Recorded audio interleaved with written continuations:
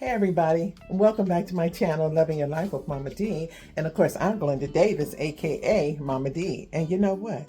You're in Mama D's kitchen. I'm going to be making another savory breakfast today. The glucose goddess has got me on a roll. I tell you, I've been on it. So today we're going to be making another delicious savory breakfast. I had an idea that came to mind, something I wanted to try. It's going to involve a crescent dough, salmon, onions, tomato, spinach. Did I say avocado? Onion, and just an array of things and some spices. So if you're interested in that content that will help you with your weight loss journey, lowering your glucose and your cholesterol, stick with me because we're about to get started. So I got some new cutting boards. These are flexible cutting boards. It's by Chef Select. I don't promote any particular brand. This is not a commercial. But this is what I received because I bought this because I have been listening to some other YouTubers and some science about getting plastic from those plastic cutting boards that I normally use. Is like this, and they say that you end up getting that plastic in your food, which is very unhealthy and it can cause cancer. So these are BPA free. I started to get like a marble, but I know it's like too heavy. I can always use my granite countertops, but you know, to me it just feels like it's unsanitary to me. I don't know. But yeah, I bought these. It's got like 4 different colors, and it's good for cutting your fruit and vegetable. And you can just wash it up real good and, you know, put them back. And I don't think they will curl because they seem to be pretty sturdy. So I'm going to get it washed up. This is the side that is kind of rough. So this is the side that will go down to the surface, and this is the cutting side. So I'm going to get it washed up, cleaned up and everything, and we'll be ready to cut up our fruit and vegetables. Okay, so I found this salmon yesterday at Kroger. Look at that. $2.94. Fresh piece of salmon, and it's Alaskan salmon, and beautiful color to it. So we're going to go ahead and we're going to cook this up and set it aside, and then I'll get to the vegetables. I'm just going to get some avocado oil into my ceramic skillet, and let's see, with some Adam Reserve, and it's seafood and salmon seasoning. So I'm going to use this. I just bought this the other day. I used it once, but I don't really remember just how it was. But the one thing I didn't like, it doesn't have the little, the shaker thing on it. So you have to really be careful. Okay, so we're just going to put a little on the salmon. And the salmon has been washed, and I got the rest of those shiny scales off the back too. Okay, and that's the only seasoning I'm going to use on it is this. Well, I want to put some garlic on it. I got to have some, got to have a little garlic season. Let's do a tangy garlic, okay? That'll make it nice and savory.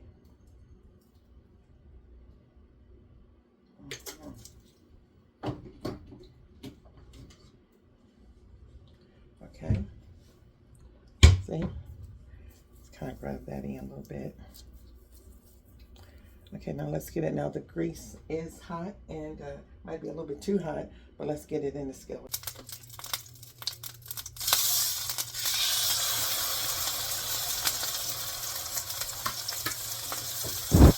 Okay, now we're just gonna cover the salmon and just let it steam cook for probably takes about 5 minutes or so. And then I'm going to cut up some of these heavenly tomatoes. They're always real long.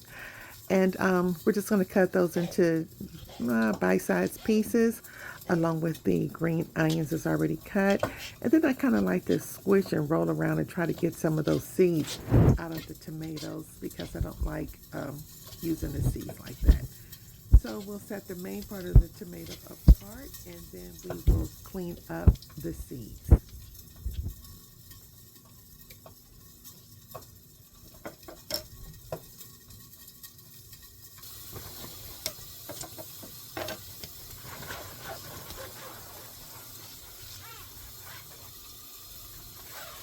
And once the board is cleaned up, we're going to go ahead and use some chopped frozen spinach. I have fresh spinach, but I chose the chopped spinach because they're going to be in smaller pieces. Now the salmon is ready. I don't want it to be overcooked. I just want to cook it down enough so that it won't take as long to cook once I get it into the other ingredients. So I decided to change the cutting board. I'm going to use the red cutting board for meat. That's how I'm going to color code it. And like the blue and the green will be for fruit and vegetables. And the yellow will be like for breads and doughs, that kind of thing. But notice the salmon is not cooked all the way through. And this is exactly how I wanted it. Getting rid of the skin, but just taking out all that good seasoned salmon. Oh, it smells so, so good because it's going to finish cooking when it gets to the oven. Okay, so we don't want to overcook the salmon. All right, let's finish up.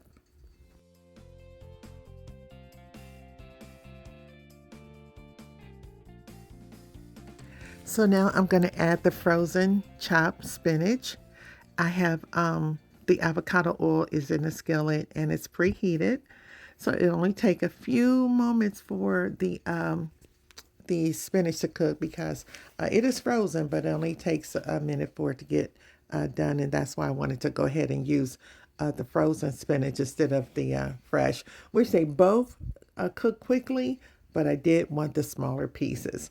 Now I'm just going to go ahead and add in, this was 2 stems of the green onions and probably just a handful of the tomatoes. So we're going to go ahead and stir all that in and just kind of let that cook down for a moment. It smells so good and it looks so pretty. Can y'all see this? Let me get a good view for you. Hold on.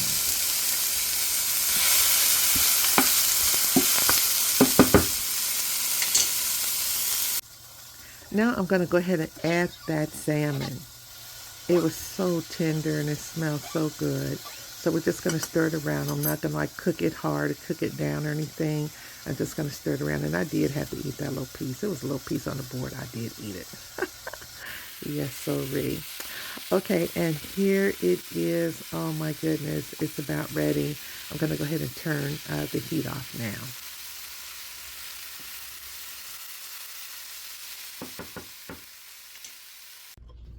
So now I'm going to take a half of an avocado and I'm just going to chop it up real good. I cut it initially into cubes, but I want them a little bit finer, not smashed, but just chopped up a little bit finer because I want to make sure we get a little bit in each one of those muffins that we're about to make.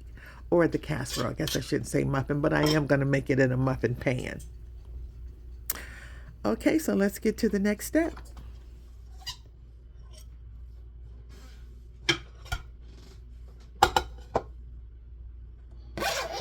I'm going to bake the avocado into the other ingredients, but I'm not going to cook it down. I'm just going to kind of stir it in and just sit it back on the stove while I go to the next step because I really just know that the avocado is going to cook once it gets into the oven.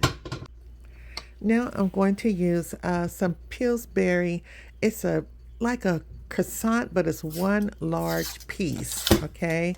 And you can get it to use it for a pie crust or what have you, but it comes in a square. And you can roll it out, cut it the way you want to. But this particular time, this came out, it was a little sticky. I probably should have left it in the refrigerator a little longer. But it was hard to find the first piece that wraps around to open it up. I eventually found it and we were able to lay it out on the cutting board. And notice I'm using the yellow cutting board for bread. So I won't ever cut meat up on this. At least I'm not planning to cut up meat or anything. I want to use the yellow for breads and doughs, the red for meat, and the green and the blue for fruit and vegetables.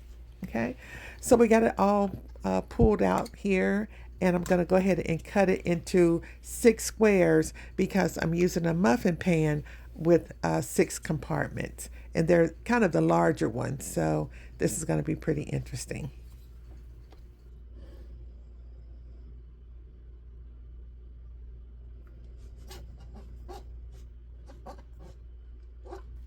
So if you notice, this knife is not cutting this soft dough. I, I cut down the middle as good as I could, and then I was trying to make 6 equal pieces, but it looks like the latter part is going to be a little bit larger, but we can always compensate with a little piece of dough. But we want to get one sheet into each. Look at that. We want to get each container with some dough, and we want to press it along the side so that it's filled almost like a muffin cup. Now, I decided I would not spray the muffin pan. I was hoping that there was enough oil in the dough that it would not stick, but yeah, we're just going to try it. So we're going to go ahead and put all 6 in. We're going to press them on the side and make kind of a cup with it. I would recommend leaving this dough in the refrigerator until you are absolutely ready to use it, because I had left it out and I think it just was entirely too soft. Normally I've never had that kind of a problem. I know sometimes with the croissant they can get a little stretchy, but this really was different. So let's go ahead and get them all pressed in and ready for our filling.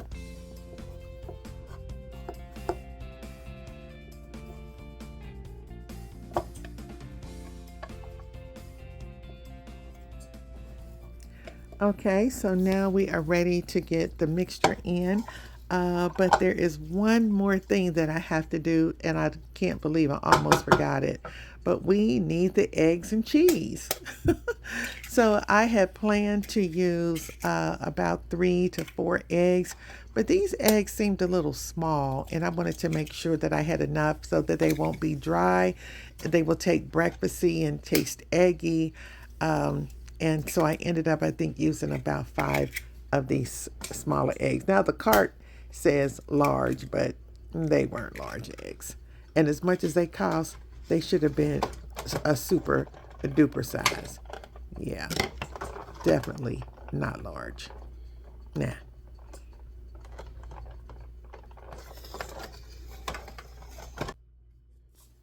So now I'm going to put in a couple of dashes of sea salt. That was probably about 4 or 5 dashes of sea salt.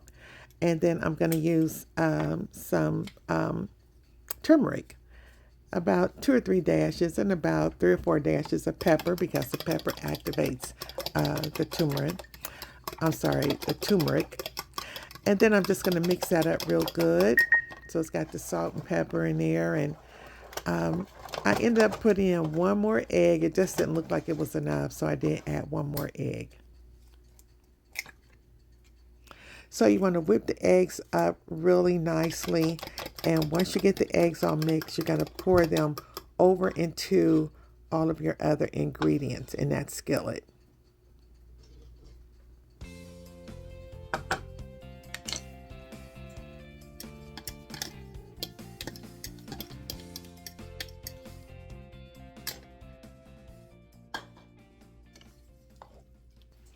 Okay, you're going to give that a nice stir to get it just all combined.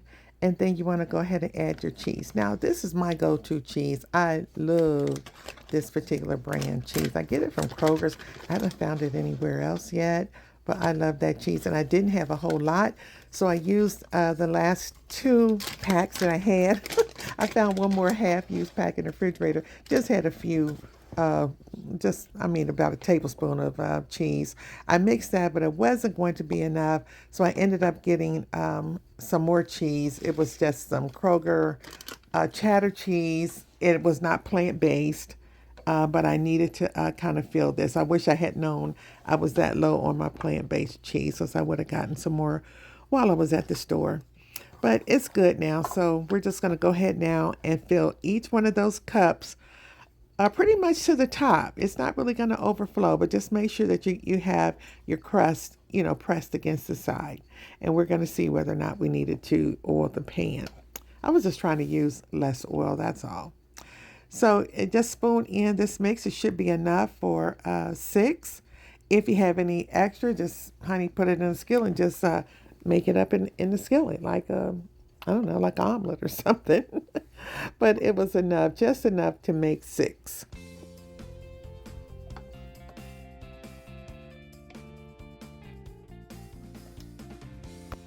And by the way, please excuse my little stained muffin pan. I just hate dishes that are stained and scratched up and everything.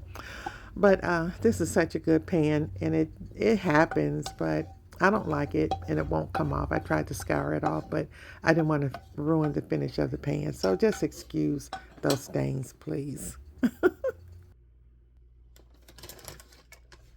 Now we got to come back with some cheese on top. I did find another little pack of cheese in the fridge. So this is just some more shredded cheddar cheese. And we're just going to put it on top. I think this is a 3 cheese blend. Yeah. And we're just going to put that on the top just so it can protect the ingredients and put a nice little brown coating on top as it's cooking. So here they are. This is what it looks like. And again, excuse that pan, please. The oven was preheated to 350. We're going to put them on the top rack, and we're going to set the timer for 20 minutes. Hopefully that will prove to be enough time. And 20 minutes was exactly enough time. Here they are. And again, excuse that pan. I could have cleaned it up a little bit, but they just look absolutely amazing. And I can't wait to try one.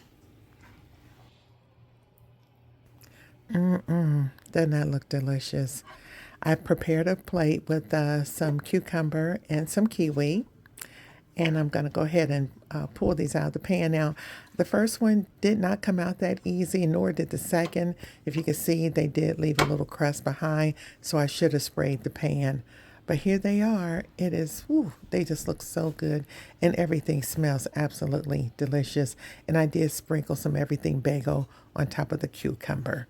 Now, they have not had time to cool, but y'all know I got to dig in. Actually, you should eat I probably should eat the cucumber first. Get some cucumber in, but that's so delicious. Probably put a little more salt on it, but it's a savory breakfast. So I have the cucumber, I have my kiwi, and then we'll dive into this, but just for the sake of it, I do want to try it for you. Okay.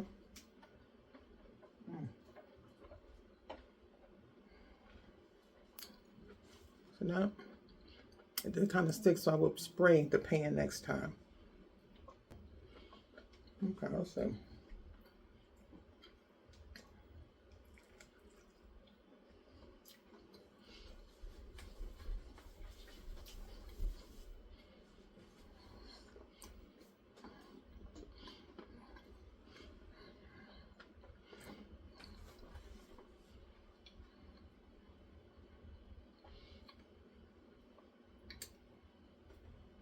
Voila. This is a must try. It'll take you a little time, but hunty, beautiful. It's a beautiful thing. Listen, it's your life. You love it, and make the best of it. Don't forget to like, subscribe, ring that notification bell, share it with somebody, tell somebody about what's going on over here in Mama D's kitchen.